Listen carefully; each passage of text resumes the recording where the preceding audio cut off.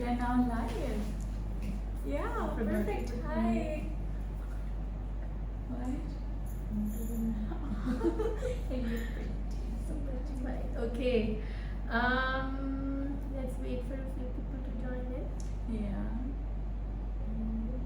I love the lightning in this room. So gorgeous. Alright, I think we should start. Then people can watch the recording as well later. Yeah. Alright. Assalamu alaikum, Noor. Walaikum assalam, Fatima. Welcome to this podcast. Thank you. I'm very honored that you agreed to speak to me. I'm so happy to be here. Lovely to have you. And I want to introduce everyone. आप लोग जानते हैं कि I do these talks because I'm passionate about spirituality, mental health, and basically doing really well in life, achieving our goals, and doing big things. And when I see someone like that, they attract me towards them. So Noor is one of those people, not just Noor, Noor's sister Ariba as well. But today I had a very special aim in bringing Ariba here, Noor here, Noor here because she has written these books, amazing books. One of them, the first one is Yesterday I Was the Moon. These are books of poetry. And the second one recently came out, New Names for Lost Things. So both these books, amazing books. I am very fortunate to have them personally signed by the author herself. So, we are human beings, so we tend to understand someone as big when we see big numbers. And I want to ask you to share with everyone how did your book Yesterday I Was the Moon, how did it go viral? How did it become so popular? So it all started मेरी 19th birthday गुजर गई थी and 20th was coming, मेरी teenage खत्म हो रही थी and I was going through a difficult time. So आपकी teenage से जो एक transition हो रही होती है into adulthood and you are just unsure कि मैं उस chapter में enter कैसे हूँ, तो मैंने वैसे ही सोचा था. I had been writing a lot. तो मैंने सोचा book बना लेते हैं. It would be like a goodbye to my teenagers. It was a very casual idea. I had been writing for a very long time and underlying themes थे उसके अंदर that were very close to my life. So I just self-published it on Amazon. I worked on it for like 6 months. Okay. And then I put it out there. And I had no idea that it got really big on Amazon. It was in their top 3 releases. I started getting offers from publishers and I picked the one I liked the best, Penguin Random House. So they picked it. Basically, they just got the book, we redesigned it. I revamped it a little, added more illustrations, and then it was available across the world. Amazing. So your book is available everywhere wherever we find books. Yes, it Right, and it's really exciting to see such a young published author. And her book has been translated into how many languages? 2 languages. 2 languages, and one of them is Chinese, and the other one is Dutch. Dutch and Chinese. Okay, and then in China, what happened? What was that millions of copies selling? What was that? It was in some sort of literature festival, and then it got a little big. And I had a lot of Chinese readers messaging me. I had no idea, but it happened kind of overnight. Wow, how did it feel? Unreal. Unreal. Unreal, yeah. It's amazing to see that someone at such a young age can achieve so much. And I also want to mention that these books have beautiful illustrations. Because I'm an artist, it really attracts me. तो इन किताबों में नूर की अपनी illustrations मौजूद हैं, and they are so real. They speak to your heart.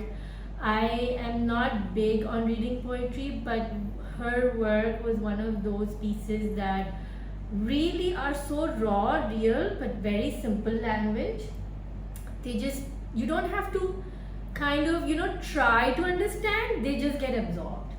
That was a beauty of your work, that they just get absorbed. It's so simple and so touching and so human and raw. So what I'm seeing here is that something in our life uh, makes us it alchemizes us. यानी हमारी कोई situation ऐसी आती है where it changes us and brings out some gold which is hidden inside. Rumi says that why are you looking for treasure outside of you? It was all along within you. And like the diamond goes under pressure, and through that pressure the diamond is polished and then it shines and gleams. Challenges in life are like that. Pain in life is like that. It brings out certain gifts which were hidden deep inside of us, and it starts to shine out and come out. तो क्या ऐसा हुआ आपके साथ? Was there any experience like that in your life?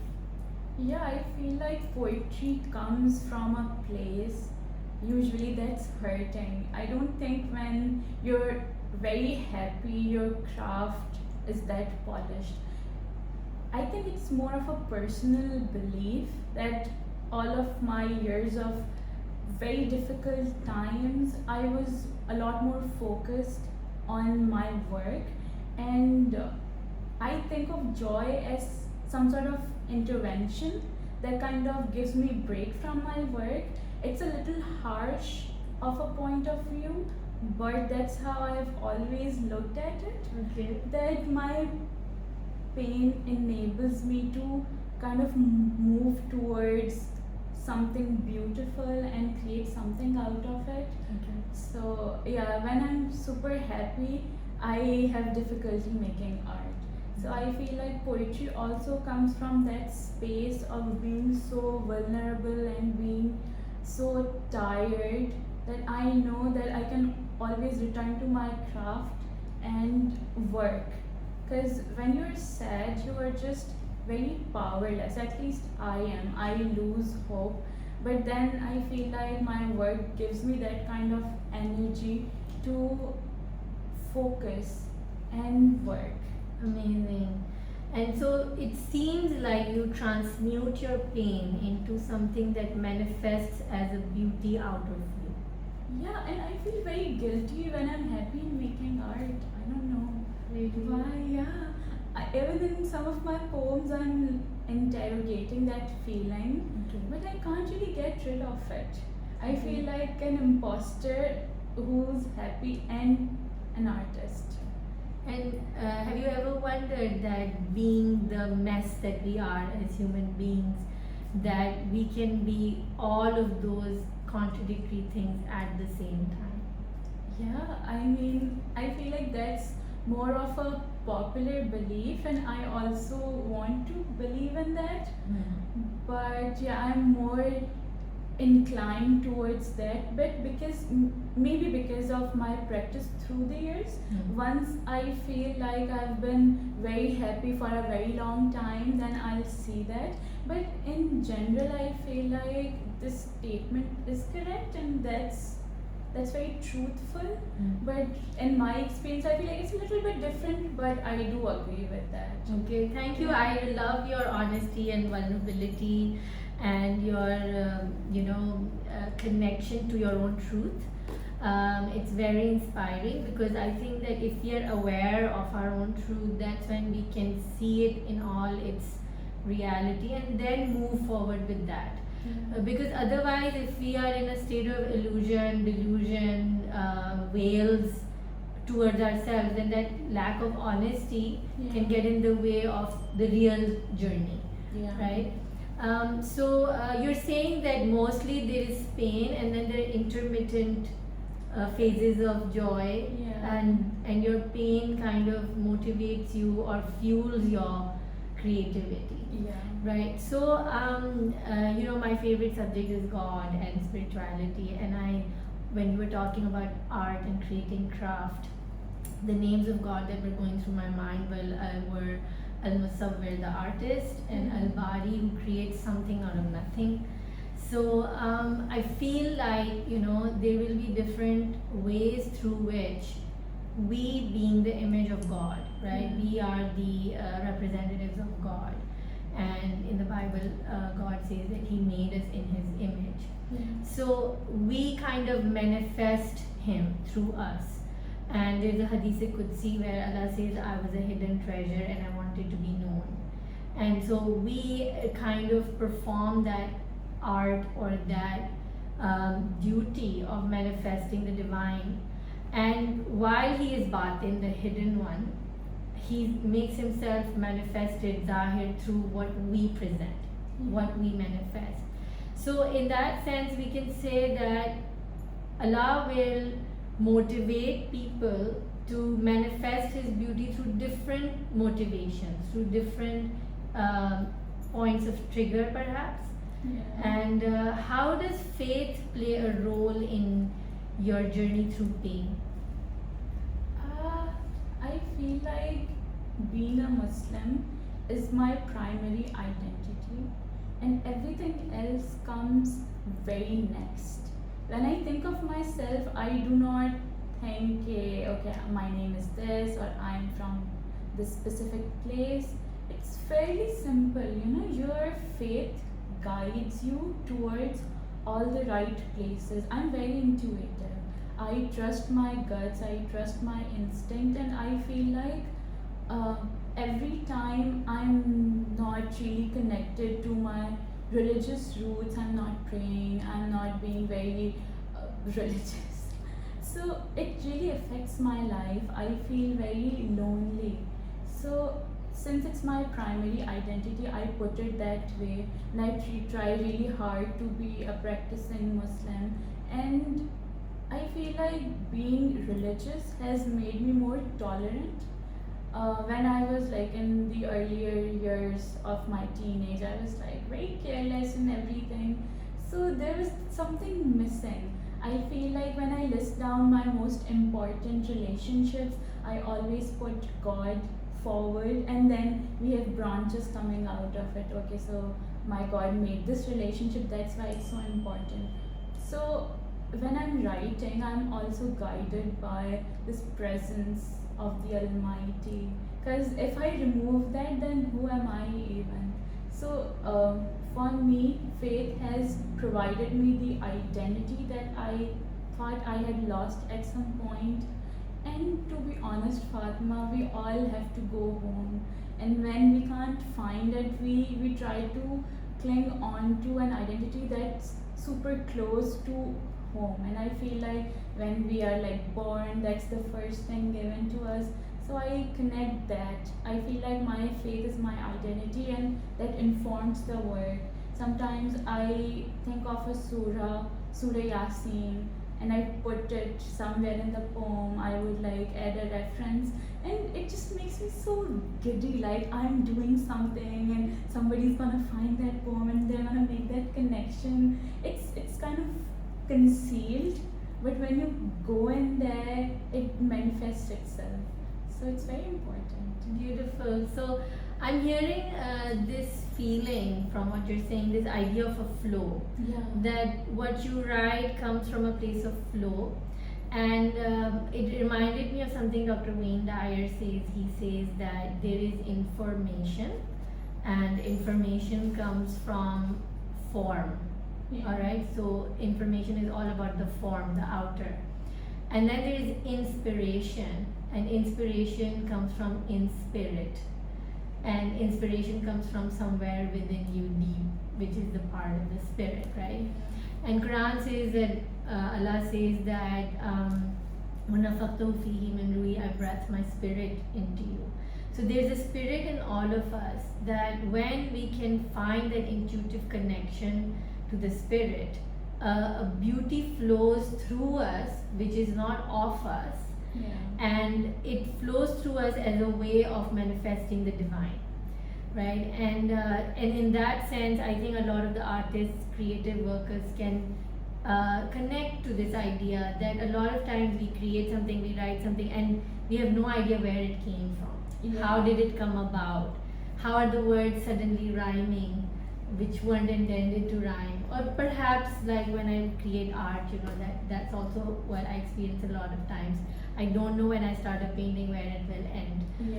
So how do you get over your creative blocks, and do you have any creative blocks? And when you do you think that connecting to divine, taking time, silence, meditating? Or what are your practices that help you unblock your flow?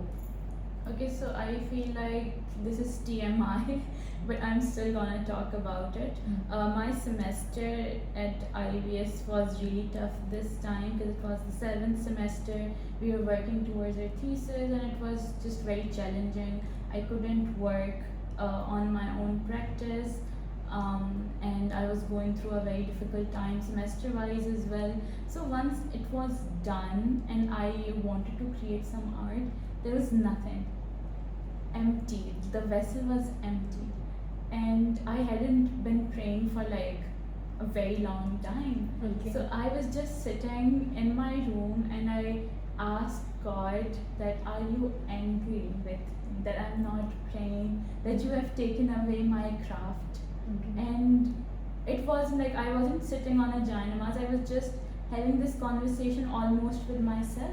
And then I got this idea for a poem, I wrote it, and then it was gone again. So I was mad at God once again that I asked for it, you just gave me enough Just to teaser write. tasting. Yeah, and then you took it away, then I realized I should pray. And it's been 3 days and I feel like it's not over, but something's happening. I'm inclining towards, like we're sitting here, we're having this conversation and I'm having all of these ideas. So it's my personal belief that as long as I'm connected to my faith, this vessel's gonna be provided for, it's gonna be protected, and what's inside it will stay, will flourish. But Jessie would jump hoti, I'm not like praying anymore. Something feels very off. It feels like a drought. So yeah, I feel Feels like a drought. yeah. I love that. Feels like a drought. Okay. Beautiful. So, so I'm seeing this this place of conversation with God, where you are in touch with your source, Yeah. right? And one of my teachers would say that connection of God is like a Wi-Fi. So Yeah. constantly the Wi-Fi is on, the Wi-Fi is working, but you have lost the password. Yeah. So he never disappears, he never bails on us, he's always there. But are you connecting? Are you listening? Are you going and connecting to him? So I can see that you have your own way of talking to God. I really like that you have this casual relationship with God, where you said that I was mad at him again. And this is what I usually tell people, that if Allah is supposed to be closer than our jugular vein, right? In the Quran, Allah says He's closer to you than your jugular vein. That is to say that He is like a friend who is like a jigri dost, right? Yeah. And are we formal with God? Are we formal with our real close friends? We're not, right? We're not respectful, formal, kind of that with our friends. But with God, we keep this. We were taught, we were conditioned to have this kind of distance. So, for me, then I feel that this kind of formality gets in the way of a free flowing relationship. Yeah. And it kind of gets in the way of having that flow in our connection to the divine. So what happens when there's too much pain in life, and you feel like blaming someone or something? Do you ever feel like you want to blame God for the pain in your life? No, I feel like God is literally the only entity that I do not blame, because I feel like I've been blessed beyond my beliefs, and there are so many things that went absolutely wrong in my life. Like crashed my life, my self-esteem, whatever I had built for myself, it happened. Okay. But for some reason I was able to get out of it. So I feel like I give that credit to God, Okay. and I get mad at people, but not at God, because I feel like that's that parental figure for me that I kind of look forward to or look towards when there is no one else. I don't trust people as much as I would love God. I know it sounds very idealistic, and it's not like that. I have my falling out of my religion, my duties, but I feel like everyone has that safe space. For a lot of people, it's their parents, it's their siblings, but I gravitate towards my religion because I feel like there is no judgment, and Okay. I can just be very quiet, and that's a blessing because I'm an introverted person. Okay. And that's a very silent thing, you know. Hmm. Your faith is a very, very quiet space. You enter it when you want to, and you can always come out of that energized. So I think of this as something that gives me energy, and nothing else. No other responsibilities attached. I feel very free. I feel like our culture has burdened it a lot more, Okay. but religion has always been very freeing experience. Wow, I want to explore this further, but before we go there, I remember reading Deepak Chopra and a couple other writers who would say that silence is the language of God. Yeah. And they would say that, you know, silence is something which cannot be divided. Yeah. It's in a space of unity. Yeah. Because you can't further go beyond silence, it's just emptiness. So you can't divide emptiness, you know, you can't divide nothing. So being nothing is a privilege. I was recently, just today, reading an interview by Jim Carrey, and he has started to express his mystical experiences. And he talks about his role as Andy Freeman, if I'm not wrong. He did a recent movie. And he said that when I went into that role playing of a certain character, I realized that I wasn't being Jim Carrey anymore. And I was being this person.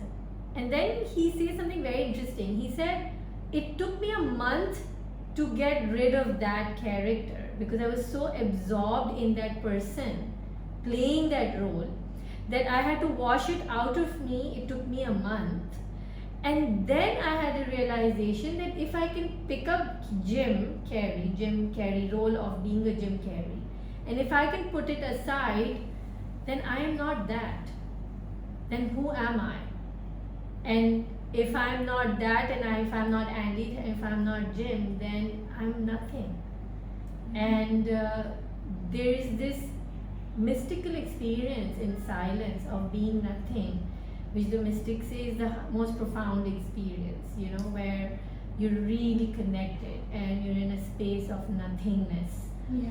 And one of the most important lessons I was taught, which was very much connected to the idea of pain, is that when we feel this helplessness, like you said, you enter a place of helplessness and hopelessness and pain. In those moments, we know that we can't save ourselves because we're feeling so helpless. Yeah. And then there's a presence which gives us that solace and peace from somewhere, somehow. Sometimes it can't even be expressed through words. Yeah. And that's why we're so reliant on poets like you can articulate certain feelings which we can't. You know, my teacher would say, accepting my nothingness and accepting his everythingness is the peak of faith. Yeah. That I am nothing, I'm just an empty conduit, an empty vessel, like a hose in the garden, and the source of water is somewhere else. Yeah. And that is everything. It does not belong to me. So you know, that was really profound, this idea of stillness and silence, and thank you so much for sharing. Can you remind me what I told you that we will talk about in a bit? You wanted to explore this very idea. Okay. Yeah. All right. So I want to read something from your books now because Yeah. they're so profound. Can I ask you to read something? Sure. So I'm gonna read that piece. It's something super close to my heart. Okay. It's called A Thank You Note to the Universe. Okay. Last night, I whispered a thank you note to the universe, for it made oceans and stars equally beautiful and accessible for all of us. I breathe the same air as the people I love and the people I lose. The particles of their existence are still surrounding me. And this is how loneliness doesn't know how to find me alone. Wow, that was mind blowing. I just love this so much. It is really, really profound. In fact, I mean, I get goosebumps, Oh my sometimes when I read your work. When you were reading this, this idea that you're breathing the same air as other people, and the beauty of universe is accessible to everybody. Yeah. So I think when we're talking about the bit about silence, one thing that I wanted to also say is that there's a generosity and an idea of equality from God, that healing is accessible to everyone, and it doesn't discriminate according to class, culture, age, Yeah. ethnicity, background, education. Accessing God is equally available to all of us at all times.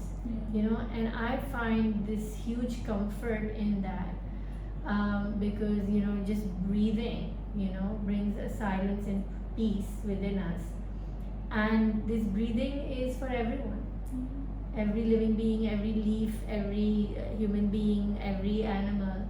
That breath is a gift for everyone. And there's a mystical saying where they say that breath you just took was a gift from him. Yeah. So it is so beautiful to be, an abd, a servant, a creature of a God who expresses his equal love to all of us at all times. And in Ayatul Kursi, Allah says, "La sinatum wala naum." He doesn't get even into drowsiness or sleep. So it's really, really exciting to know that the one who guards us never Yeah. sleeps, and he doesn't even get, Urdu mein kehte hain ki ungh bhi nahi aati. Yeah. So it's really profound, and then we have to emulate him, and we have to, for the soul's journey to proceed, pain and painful situations in life, they come to awaken us. And Oprah says that life will throw little pebbles at you as a message to wake up. If you don't pay heed, then a big brick is gonna come and hit your head. So all of this, even the pain, is coming for our greater good. Yeah. Do you have any moments in your life you can recount where pain led to something really, really profoundly beautiful for you? I think it led me to poetry, and I think when I go back and think about poetry that wasn't yesterday, I was the moon, it was still very innocent, very hopeful, and I think I didn't look beyond my hope. But as life became progressively more difficult and it turned into like something that I had to face, because when you're young, you are still a lot more protected. But when you're like at a certain age, you cannot really go towards help.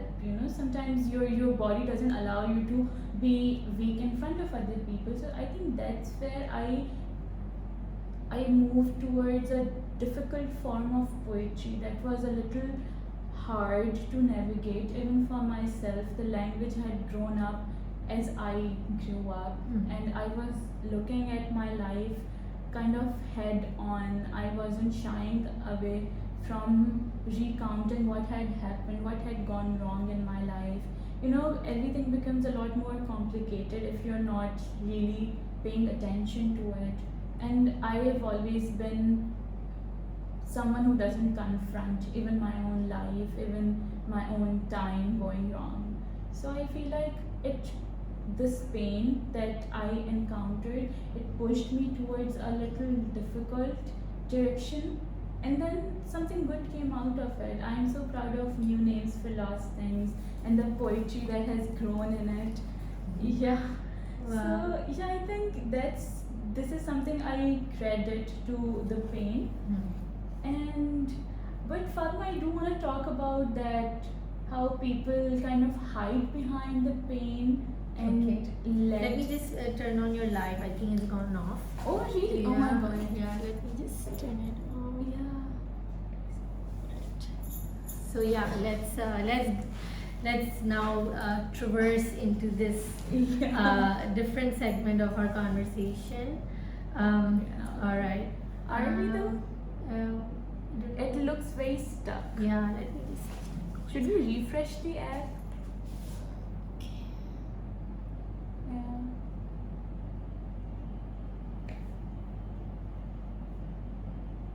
And that's just gonna open stories. Yes. Perfect. See, no internet connection. This room has bad internet, so my song is not connected to yours. Yeah. I think it'll go on. Okay. Okay. Sorry guys. Okay, so yeah, I want to. I was actually. I think we had a telepathic moment there. Let's talk about this conversation we were having earlier Yeah. about hiding behind pain and then stunting our growth Yeah. and making it a reason to shy away from dreaming big. Yeah. Okay. So I do want to share that with you guys as well. Fatima and I were talking about it. So I was telling Fatima that I met someone who's like an elder in the family, and we were talking about the struggles of being a young professional and considering the economy of our country and how it was affecting us and our lives and the kind of lifestyle that we all want to lead. So he kind of said to me that you should control your nafs and not really give away, like, and kind of like leave yourself in the hands of your wants. So I had a little bit of a discussion with him that why is it like if I'm working hard and I'm trying to get something and I'm like trying all the halal ways, then why does it become a problem and when does it become a problem? So he gave me this argument that a lot of people are like spending their lifetime earning only like $10 per month, which is something like 15,000 rupees Right. in Pakistan, or I don't know, not I think that's 100 or something. So I just couldn't wrap my head around the fact that okay, those people must be happy. I'm pretty sure when we work hard and when we earn that money, it's something that we earn for ourselves and for our families, right? But if somebody wants to step up and change their life for good, this is their choice, right? That's a choice you make to progress in life, and everyone has their reasons they want to do it for themselves, for their family. It varies, right? But for some people, in my case, that guy, he thought that by not doing all of that, he was being closer to God by being humble. Right. It doesn't make any sense, at least it didn't make any sense to me, that if you want to change your life, you have all the right to make money, to do whatever you want, right? Yes. To choose the profession that you wanna choose. So Fatma explained it with a very simple terminology. She said that people want to hide behind that struggle. They want to say that, okay, this didn't happen in my life, so I'm not going to do anything about it. Maybe that was God's will, and there is no alternate route. There is always an alternate plan. If one thing fails, we have to move on to the other thing, and if that fails also, then it goes on. Yeah. And I really feel excited about this subject because I work with clients where we talk about the law of attraction and law of manifestation, and I connect it to ideologies in Islam because usually people don't find that connection. But you know, if we look at the Quran, we see that Prophet Sulaiman, he told God that I want a kingdom that no one has ever had before, and I want a kingdom that no one will ever have in future. And God gave it to him. And God gave him this kingdom where he could speak to animals, and he had control over the winds, and he was ruling the whole planet. And he was the king. He was called King Sulaiman, right? Then we see that Prophet Yusuf was given the rulership of Egypt. And we see that after struggles and struggles and struggles, these prophets, they show even in the world that they became, very well achieved people. They had established themselves even in a worldly way. And then we see the example of the Holy Prophet, right? He starts out his life as an orphan, and he keeps losing family again and again. The shelter, the hand that comes over him is constantly going away, to the extent that he's taunted for it, and Allah says in the Quran that you were an orphan and we gave you shelter and we gave you food. But then we see that the Prophet doesn't give up. Sometimes we see him being a shepherd, then we see him as a tradesman. He's not giving up on his life goals. And we see that once he starts his journey as the Prophet of Islam, he grows and he grows. And despite repeated defeats, he's not giving up. And in Makkah, only 15 years, he had handful people. And it was a waiting time. It was like an incubation time for Islam at that time, where the Prophet never gave up. Until we see that in Medina it's an explosive community, right? Islam just grows and grows and grows. Until when the Prophet is going, he's the world's biggest statesman. He's a political leader, he's a spiritual leader, he's a religious leader, he is ruling communities.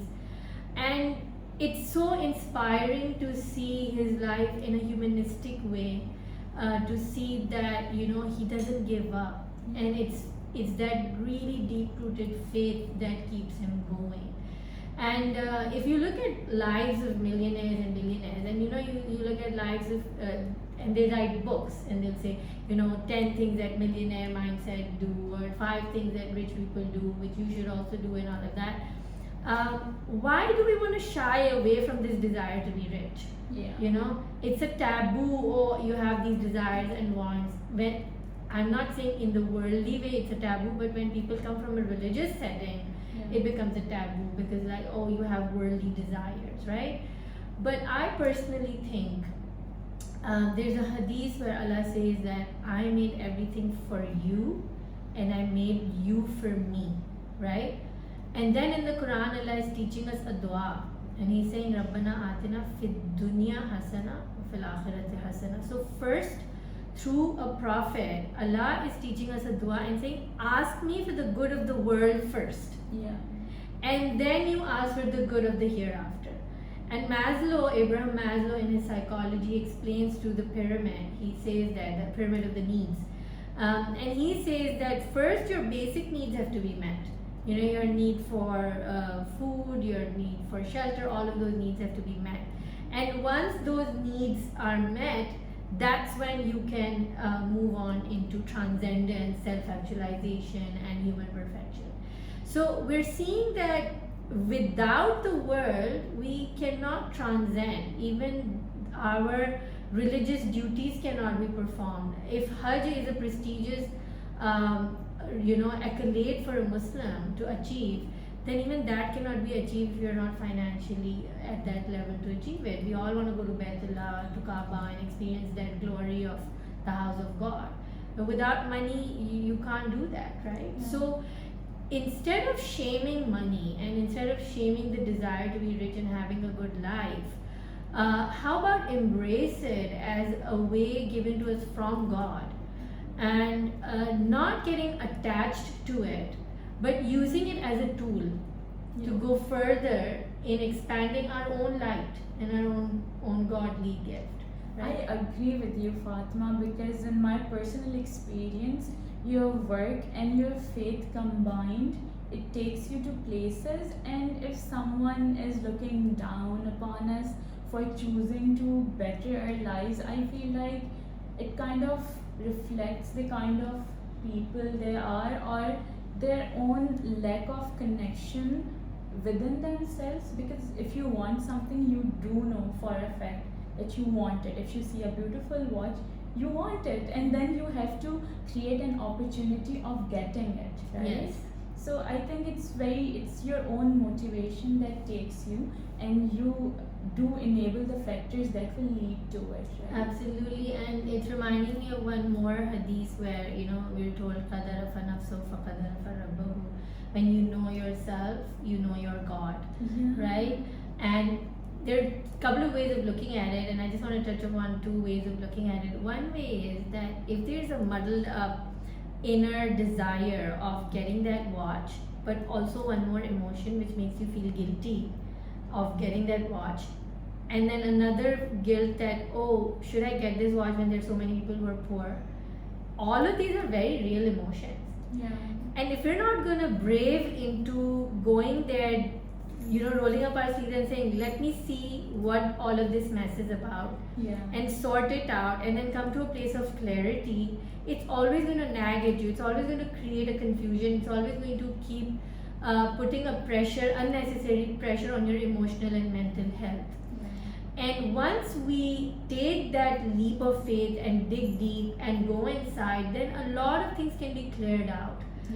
First of all, if we can just journal our thoughts and feelings, a lot of clarity comes even through that. Yeah. But it just needs that first brave step to see that. And the second way of looking at this hadith is that when you know yourself, you will know who you truly worship. Yeah. Do you really worship God? Do you really worship people that you want to be like them? Do you really worship just the things, or is there a greater purpose behind wanting those things? So worshipping God is not worshipping the God. Sometimes we have our own gods that we worship. Yeah. And when we know ourselves, we start to discover, wait a second, who is my God? Yeah. And then we can take the journey from there. Exactly, Fatima. I feel like our self-illumination, our self-discovery leads us to faith. I think these things are interconnected in a way as well. And I'm really excited that you say that, because I always want to share this passion that I have to show that everything is interconnected. Yeah. And to separate culture, religion, work, profession, children, family into separate boxes doesn't serve us. Yeah. And because I work with holistic healing, in emotional work, we have to bring a person's mindset to a place where everything works in unity. Yeah. Recently when I did an interview with Dr. Jeffrey, he's written this book Cured, and we were discussing how people will slave away in workspaces or professions which don't bring them joy, and that becomes a cause of physical disease in their bodies. Yeah. And you just have to identify who you are truly, authentically. Who are you? Shed the old self, shed your fake self, and when you embrace your truth, as you shed your falsehood, you also shed the physical disease. Oh my God. Yeah. That's big. That's so big. Yeah, and that's why we can't separate the body from the soul. And that's why when we were talking about information and inspiration, an artist who's working from a place of the soul, is working from a place where he is giving life and igniting the passion of the soul. Yeah. And as long as the soul is seen and heard and not buried deep inside, the body also thrives. Yeah. That's something that intrigues me so much, because I used to think that if you're not happy at your job but it's paying well, then what's the problem? But I feel like as you grow older, you realize that your job is an extension of your life. It becomes your identity, because you're giving 10-12 hours to that kind of work. Even if you're not working, you're connected to it, right? And if it doesn't bring you joy, then you're wasting away a huge chunk of every single day. That's exhausting. I can't imagine doing that. Exactly, right? And then, that's why we're seeing an onset of depression, anxiety, panic. And when we see people who are unable to get out of bed in the morning, It's because what is upcoming attraction for them in the day, their itinerary for the day, is such a put off. Yeah. It is not resonating with their soul energy. It is not resonating with their passion. And Rumi says that, you know, each one of us came here to manifest a name of God, Yeah. right? And if you have that light within you which is begging you and telling you and you know, asking you to reveal it, you know, I'm an artist, I want to paint. And that was my story, because I was a real nerd in school, and I always brushed away art as a hobby. Yeah. And I would always just feel like, oh, it's just a hobby, right? But when I was going through postpartum depression after having my third child, in my coaching sessions, the one thing that I was asked to look into, discover, and discuss was, what is it that makes you happy? Yeah. What brings you joy? And the interesting thing is, the brain cannot calculate what makes you happy. Oh my God. Right? Yeah. People will say money makes you happy, but it's an illusion, because you know, yeah, money can go buy things for you. And over here, I want to make a distinction. There's a difference between pleasure and joy. Yeah. Pleasure is a superficial, temporary feeling, and joy is a deep, you know, seated sense and experience that is not temporary. Yeah. That kind of becomes that candle with its warmth that keeps lighting you, keeps you illuminated. That is joy, you know.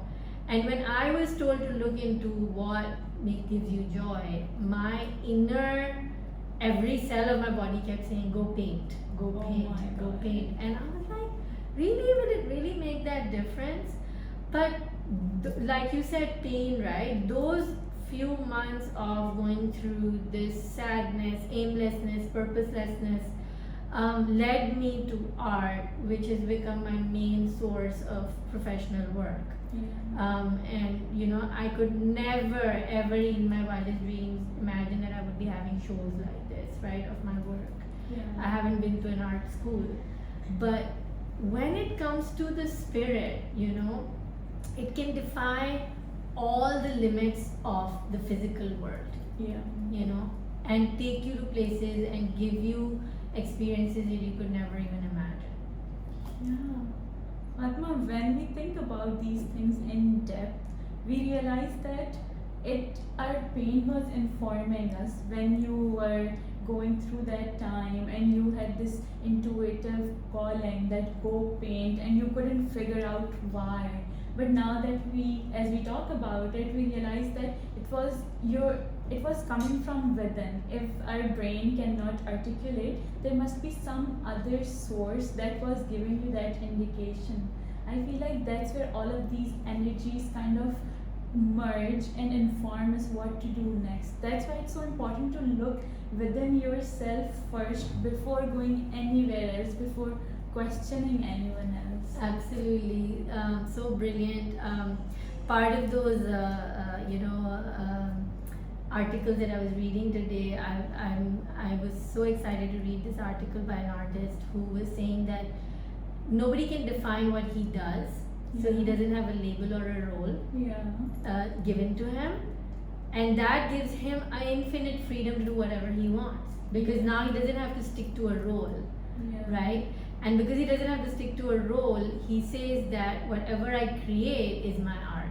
Even if I make a table, he says that it's a very table-ish art, you know. And he was laughing about it. And he was saying, but it's my work, it's my art. I'm not going to label anything, right? And it gives you that freedom to let this divine inspiration flow through you and create through you. And what he said next was really profound for us as artists, for generally people, that he said that it's a terrifying feeling not knowing what you're going to be doing next. It is. Oh my God. And yet to just have that leap of faith to take the next step. Yeah, I feel like as an artist, like it's for all of us, we wake up and we choose to create, not exactly knowing what we're gonna do with that feeling Yes. and what we're gonna create, but this passion, this drive, I think that's one thing that leads us to the final work. You do not sit down and you know exactly what you're gonna do. It's not mapped out. It's impossible. Calculated. Yeah, I don't think anyone can do that. If anyone can do that, bravo, but I can't. Yeah, absolutely. And you know, this idea, like when I was working for my solo show, you know, I had to completely let go of the idea of will it sell, will somebody buy it, will it make me famous, you know, because as a human these ideas come. Yeah. And in order to let your authentic self reveal itself, you have to really let go of all of that and just immerse yourself in only what makes you happy and joyful and deeply connected to your calling.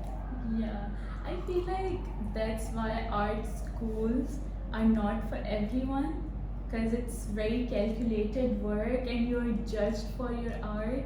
Since I'm in 7th semester, I can comment on that.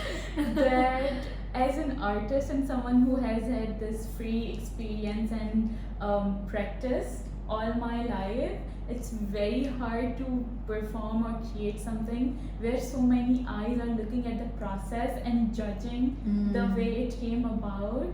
So I feel like artists who do not opt for art school are probably away from that kind of stress, and it's a good idea. I feel like I have so many mixed ideas about art school at this point. Right. But oh my god. Wow, thank you. It really comforts me to hear that. Yeah, Fatima, you dodged a bullet. Yeah, Alhamdulillah. We're just moving towards the tail end, final few minutes of our talk. It has been such a refreshing and enlightening conversation. I'm very excited to read a few, pages actually. I had marked, but I read a few lines from this new book from Noor's collection of books that she's written. So this one is called a ghazal, and I'm just going to read the first 2 lines. Love seeks every to be loved just like that. Exactly. How death cradles life until it doesn't, just like that. And just like that, it's just like that. Just like that. I love that. I love how there is this flow in your writing which is so real. It's like I feel like नूर को पता नहीं होता लेकिन वैसे बहुत वक्त उससे बात नहीं कर रही. Oh my god, this is amazing. I read her stuff and I feel like I'm in a conversation with her, you know. And then last 2 lines from this one, the origin story. Oh my god. There's a mirror standing still where the home is, which is to say I'll have to come back to me. It just really, really makes my hair stand because I think that this is the gist of our journey. Yeah, a look within and a return to the self. I think this is what it's about, just like that, returning to our point of origin. And Fatima, we are our point of origin. God has made us unique because we have to be there for ourselves. We have to be there for ourselves. Oh my God, I think sometimes in my coaching work, if I could just somehow infuse this idea into people, I think that would be enough. Yeah. Just this idea that we have to be there for ourselves. So, like I said, that with God we are everything. Without Him we are nothing. And if we can hold on to Him and just be there for ourselves, it can be the most cathartic, most healing, most enough experience of our life, because I think that the whole spiritual journey is about going within. Yeah. And you can't begin this journey as long as you blame.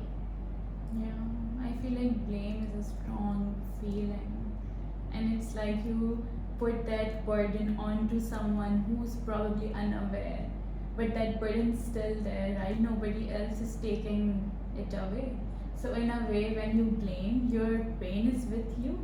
And it's way worse because you are not holding it, nobody else is holding it. So it's surrounding you, right? Yeah. it's free and it's kind of coming back to you and it's gonna hit you. It hits and it engulfs us eventually, you know, it comes to bite at us eventually if it isn't, the reins of this blame are not held and then guided and steered Yeah. into a place where it can be diffused. Exactly. And I think that faith plays a very important role when, you know, there's this idea called husn zan billah, having a good opinion of God. So when we say that everything is in the hands of God and in God's hand everything is good, then to look for that silver lining and say, beyond this pain lies something beautiful. Yeah. And let's diffuse our pain into something beautiful, and that's the art of true alchemy, you know, Yeah. when lead becomes gold. Oh my god. Oh my god.